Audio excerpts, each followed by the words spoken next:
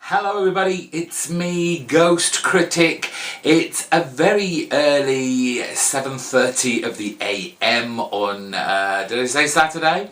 And I just thought while I'm waiting for my pickup lift to go away this weekend, because it's a bank holiday here in the UK, I would kind of quickly do my comic book reviews for the comics that I picked up this Wednesday just gone. And just to alleviate, I guess, anyone's fears from the title of this video, no, I'm not going away, I'm not saying goodbye, but a lot of my comics are saying goodbye, and characters are saying goodbye, and my mind is saying goodbye to some of these comics, so that's just the general feeling, bye-bye. And so let's kick off. Let's not forget there are spoilers in this video. I am obviously talking about the comics that came out on Wednesday, storylines, character progressions, cliffhangers, all that good stuff. So if you've not read any of these books yet, please fast forward the video or stop it, go away and read it and start it again. I don't want to spoil any stories for you.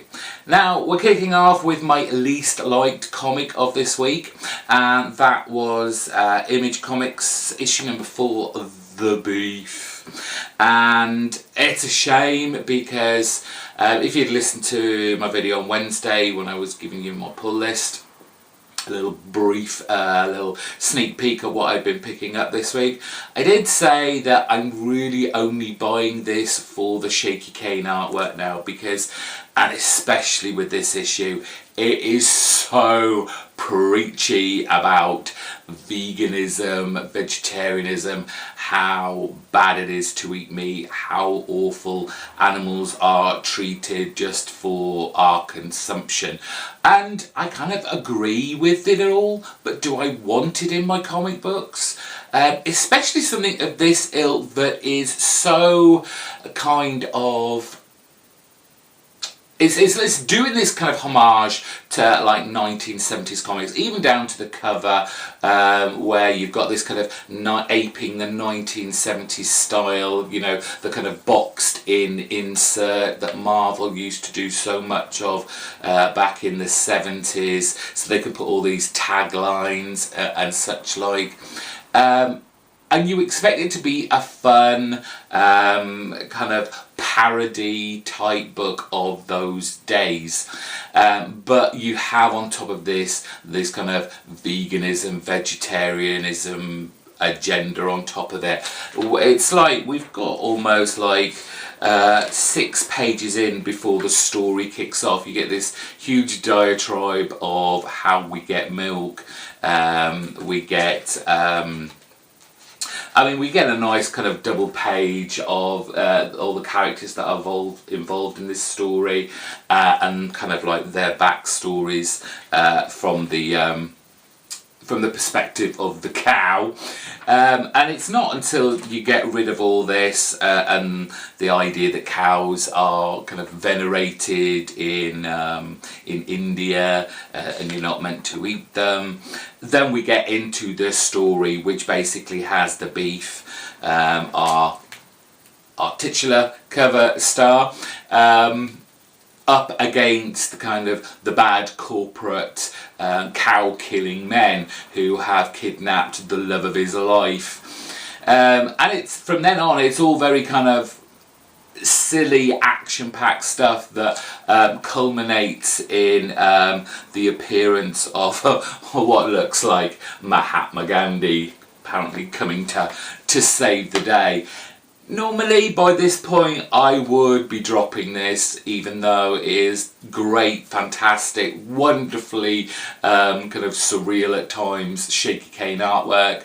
But this is only a 5-issue miniseries, so I'll stick with the last issue, just to complete it all off. It's The Flash from Joshua Williamson, issue number 47. And sometimes comics come along that can be confusing in a good way, and they can be confusing in a bad way.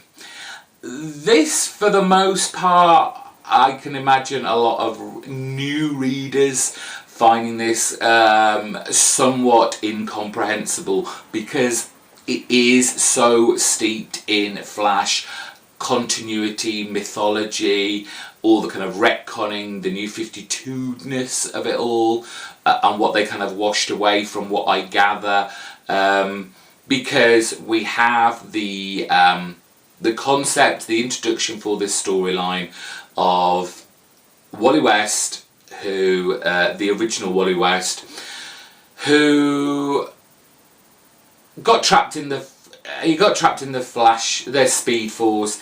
He escaped through, I think it wasn't the New 52, it was the Rebirth, that was it.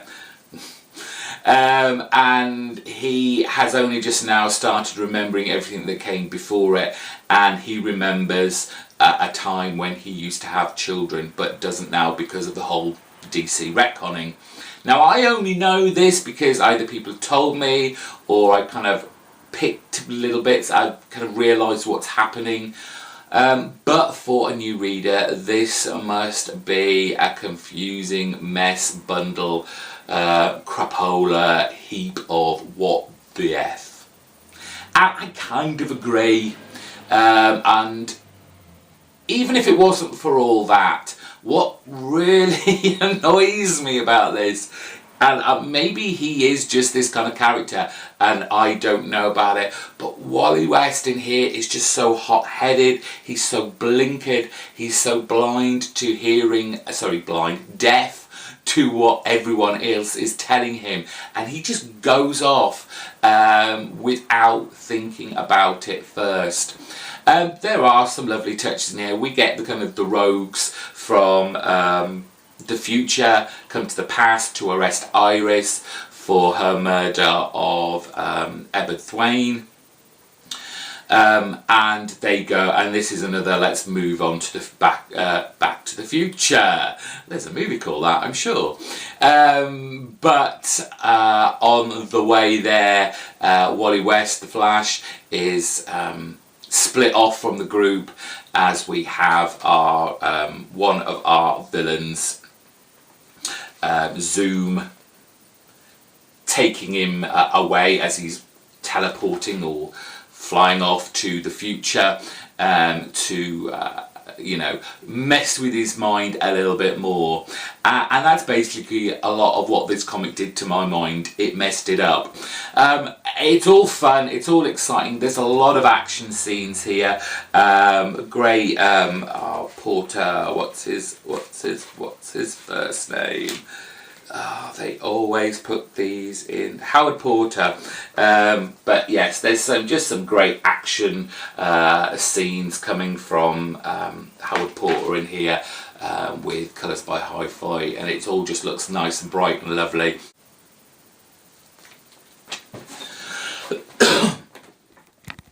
It's EXO Man of War time from Valiant Comics, issue number 15 from Matt Kent, the start of a new storyline called Barbarians. And I guess much like The Flash, this presupposes I guess, the history of this title. Again, this is the first series I've ever picked up of EXO Man of War. I kind of picked up history bits along the way, but this is more of a flashback story. I guess while this Valiant crossover event Harbinger Wars 2 is going on, because Arik, the EXO with his EXO armour, is part of that storyline. And so we kick off with Arik kind of on the upper atmosphere of Earth, wondering whether he should get involved with the war that's going on actually on Earth. And he starts remembering a past, I don't know if this is a past life of his, or if he has this almost immortality, I guess, because of the armour, because we go back to historic time, 393 AD, and the concept obviously of, with it being called Barbarians, barbaric times where him and his friend are slaves. They're basically, shoving rocks here and there. But they escape and they go to save someone. I can't remember who they're off to save now. I think it's someone's daughter or someone's sister. I can't remember. But this is very actually Conan-esque in its kind of storytelling. You have one man up against insurmountable odds in ancient ye old times, and it's fun enough for that kind of flashback storyline. We're going to progress a little bit with this. It's not just a one shot. I enjoyed it for what it was. It wasn't like the greatness that this title has been in previous issues, but it's a nice look back. Again, it's the history of this character that kind of enriches this particular universe for the character and the reader alike, I guess. So this is why this was kind of in the middle of my pull list for enjoyment and entertaining levels. It's issue 390 of Doctor Strange, and this is the last issue penned by Donny Cates. This time with artwork by Fraser Irving, which normally I would be very excited about. I like his art style, but I felt with Irving's style and this particular storyline didn't quite work. And I'll explain that as the story goes on. I think Fraser Irving would fit a Doctor Strange regular storyline. He does have that kind of supernatural twinge to it. I remember seeing his artwork in a DC volume of Zombie, spelt with an X, which was fantastic, and his artwork super suited the supernaturalness of that title, and it should fit this as well. But this is very much a goodbye, not obviously just from Donny Cates, but the present status quo of Doctor Strange before Mark Waid takes over and apparently takes him off into space. And this is a lot of getting, you would think, Zelma, his new apprentice, and Stephen Strange back together after being estranged. And normally it would be a good story to end a run, but it feels more like a Spider-Man story as Zelma meets up with Spider-Man, who's looking after the Sanctum Sanctorium as Doctor Strange is away saying goodbye to his veterinary clinic. And it's I don't know. People look odd in this book. Peter Parker looks so strange with Fraser Irving drawing him and colouring him and all that. And then you get this odd bit in the middle, this Spider-Man talking to a spider. Chip Zdarsky's involved, so obviously it's of the humour, but it just felt out of place. This isn't about Spider-Man, this is about Doctor Strange and him reuniting, sort of, with Zelma, and not a big joke fest for Spider-Man to do all his quips in silly banter, etc. So I felt a little bit let down in that respect, but it does get Doctor Strange back in a relatively good place.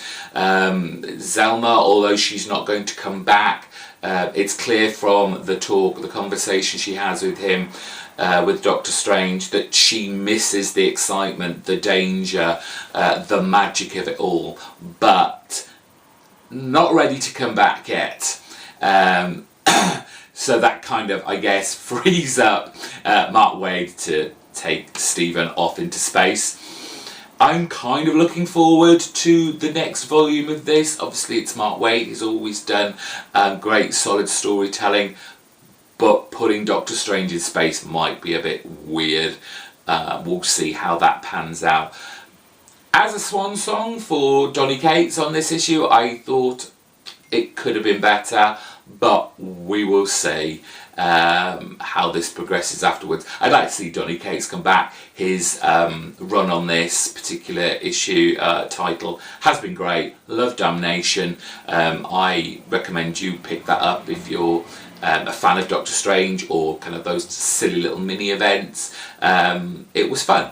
Number 16 of Peter Tomasi's Super Sons, and this is the final issue of this particular series, this certain volume, and normally if this was just still ongoing, this probably wouldn't be as high as it is here in my run up to my pick of the week, but overall, this series has been highly enjoyable, highly entertaining, and I just wanted to give it a little bit of a boost. And I hope if you didn't pick this up and you want something a bit more fun, a bit more lighter than what else is going on in DC or in Marvel, I think this is a great book to be read, and I'm sure it will be collected in a couple of trades, if not maybe 3. Because this really is just kind of a wrap up of the cliffhanger of last issue, where Amazo, or Kid Amazo, had somehow captured the Justice League, and it's up to Superboy and Robin to rescue them. And you would normally think that, oh, come on, if the Justice League can't beat down Amazo, then how are 2 kids going to do it? But that's the gloriousness of this kind of title. Robin obviously uses his smarts to fool and capture Amazo by the end of this. Superboy uses his determination and kind of willpower to overcome, you know, these great odds, and the two, despite the fact they argue all the time, they're so at odds with each other, they're so kind of at the opposite ends of kind of like an emotional spectrum. You know, Superboy being super positive, with Robin being super negative and cynical and all that kind of stuff. But they gel so well. This kind of uneasy friendship that they have. You know, deep down there is this strong bond, but really Robin does not ever want to admit that, though there are moments where he does. But again, like I say, I can't say it enough. It has been such a breath of fresh air to read a mainstream comic book, you know, either by DC or Marvel, which just embraces the fun, the adventure, the silliness of comic books. And that's what Super Sons did. Next week, I think, we have the kind of Hanna-Barbera crossover one-shot with Dynamite and Super Sons, and then apparently, I think in a couple or a few months' time, they are coming back as the Adventures of Super Sons. And I guess this is almost kind of, if you didn't know about it, you might not kind of maybe get the reference, but these two, this story is bookended by someone telling them a story in the future of what is going on in the present, and it kind of feels like it's building up to this new title where you're going to hear stories about these two together. Perhaps they will come from different times where they're older or they're younger, or just in the present day time, how they're coping with being together. I am looking forward to it.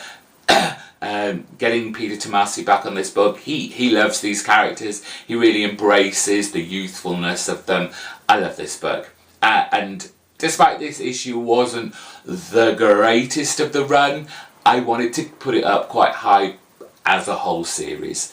I do hope you'll try it if you haven't already, or if you had the same opinion of mine. Penultimate book of the week is Deadly Class issue number 34. This is part 3 of the Love Like Blood storyline, and I mean it was a tough one to call, because obviously Deadly Class, especially this storyline, is doing so well at the moment.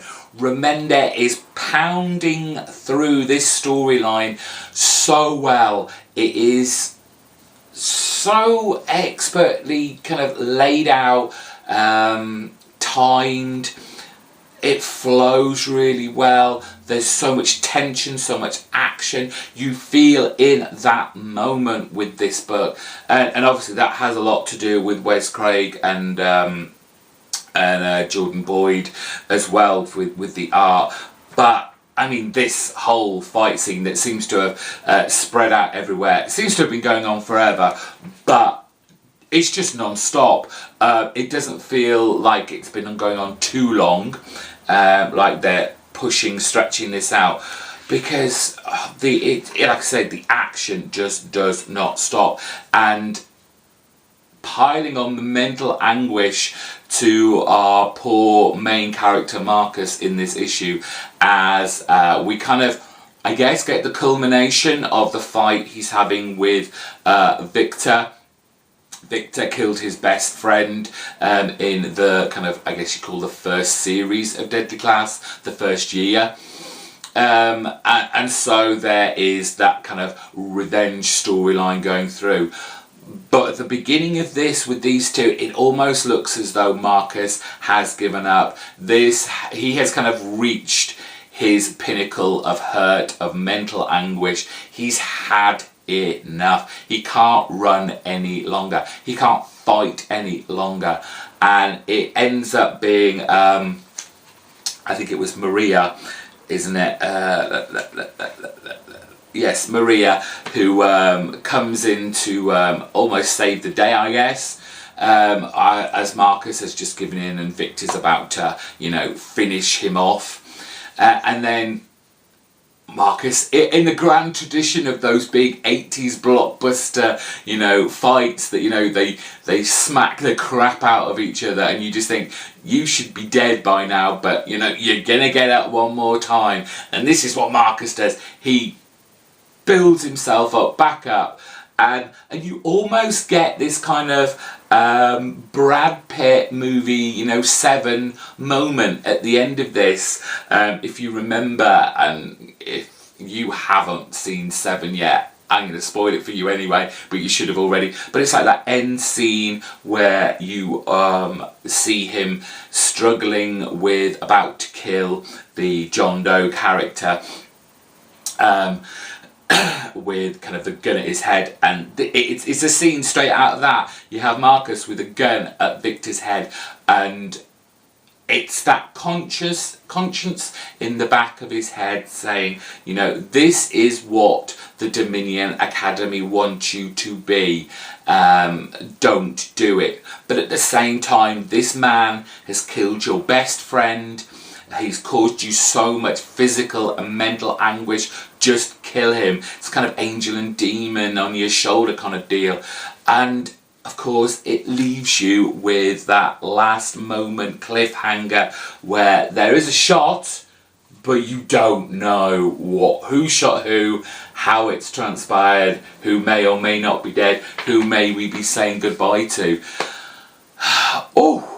It is a doozy of an issue, and just another great addition to a firm favourite of mine in the Image catalogue and Remender's bibliography. Fantastic.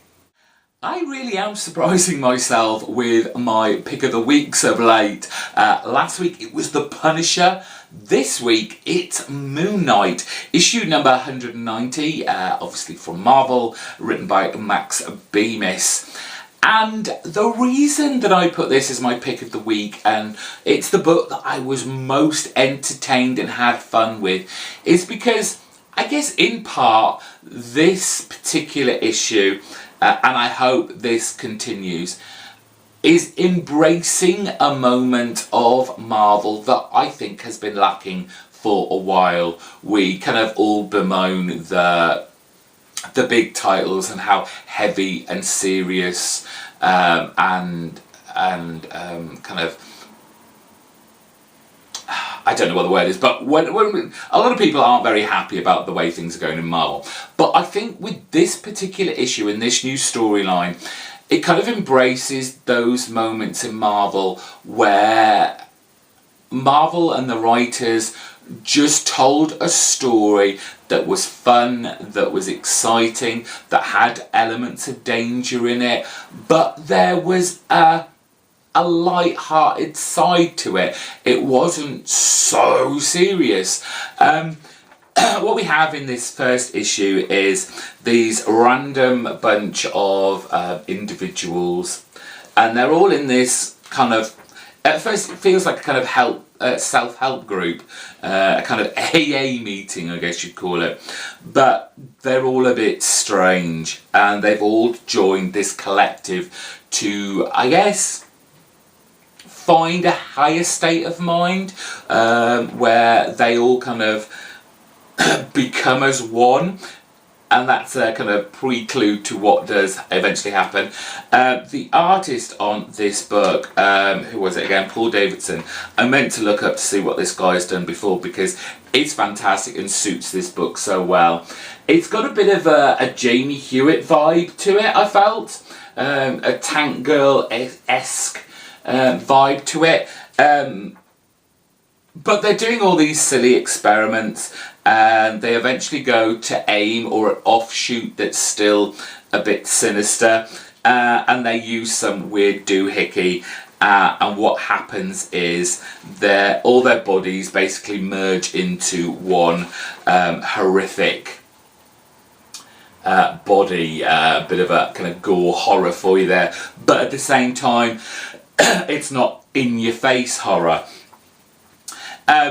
In the middle of this, you've got Mark Spector and a couple of his alter egos, obviously in his mind, on a kind of spiritual fishing trip, I guess you call it.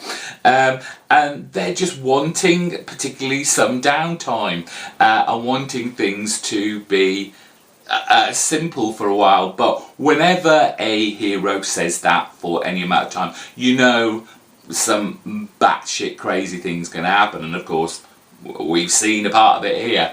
And so of course it's Moon Knight. He goes up against this ridiculous kind of creature villain. This creature amalgamates other people just by touch, so you have the whole Moon Knight not being able to touch him, and trying to take him down, but eventually the creature, all these people overtake him, and then it takes us into the mind of this creature.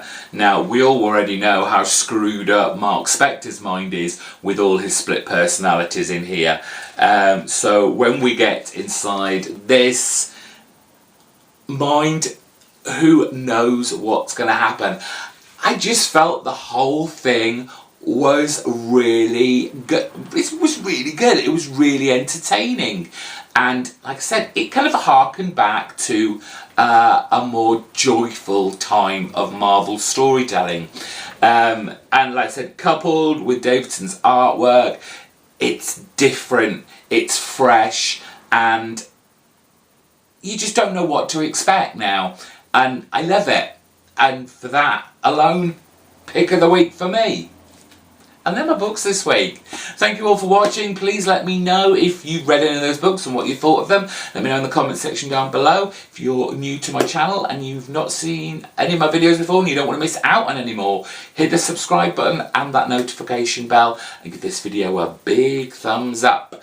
I hope you enjoy your bank holiday weekend if you're over here in England, Britain, UK, whatever you want to call it. And I hope the rest of you have a great weekend. Enjoy your comic books. Bye.